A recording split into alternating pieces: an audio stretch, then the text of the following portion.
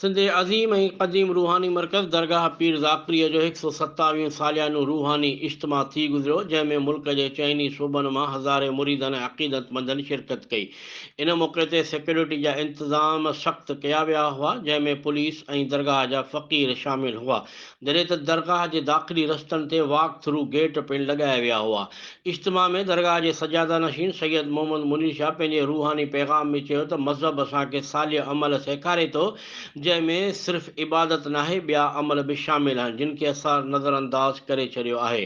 अमल सारे किरदार ते पंहिंजो पाण ऐं समाज में तब्दीली आणे सघे थो, पर अफ़सोस सां चवणो थो पवे त मौजूदा दौर में अक्सर दरगाहूं पंहिंजे मक़सद पैगाम ऐं ख़िदमत ख़ल्क़ जे जज़्बे खां परे थींदियूं पियूं वञनि, जेके हाणे महिनत भाईचारी इंसानियत जो प्रचार करण बजाए ज़ाती मुफ़ादनि ऐं रोज़गार जा ज़रिया बणिजी वियूं आहिनि। इन करे हिकु ई मसलक सां तालुक़ रखंदे संदनि विच में वेछा वधी रहिया आहिनि, जंहिंजो सबबु दरगाहुनि जो दुकानदारीअ में बदिलजणु आहे, जंहिंजा नतीजा असीं सभु मुख़्तलिफ़ शिकिलुनि में ॾिसी रहिया आहियूं।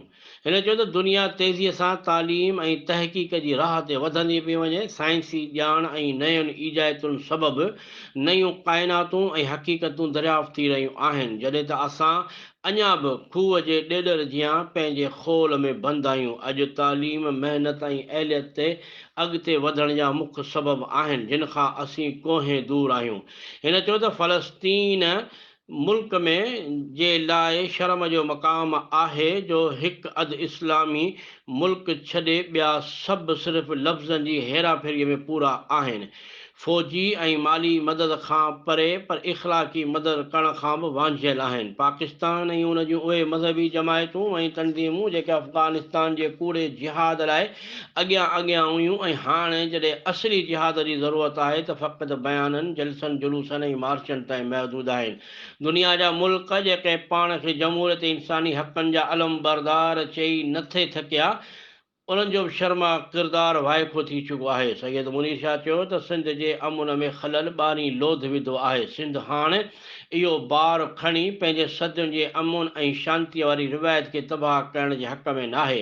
इन करे दरगाह पीर ज़ाकरी अमुन, मोहबत, इंसानियत ऐं भाईचारे जो मर्कज़ रही आहे। असां लोही ऐं लज जी हिफ़ाज़त कंदड़ आहियूं। जंहिं उन जी पासदारी कई उहो असां मां आहे।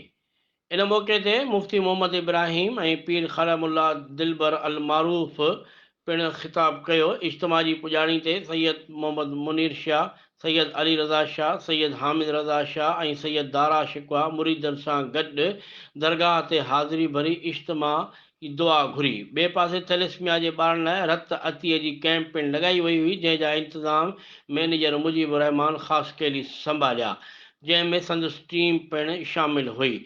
दरगाह जी पुॼाणीअ ते सभिनी अक़ीदतमंदनि जो शुक्रिया अदा कयो वियो। इन मौक़े ते दरगाह जी फ़क़ीराणनि पिणु रत अतियो कयो।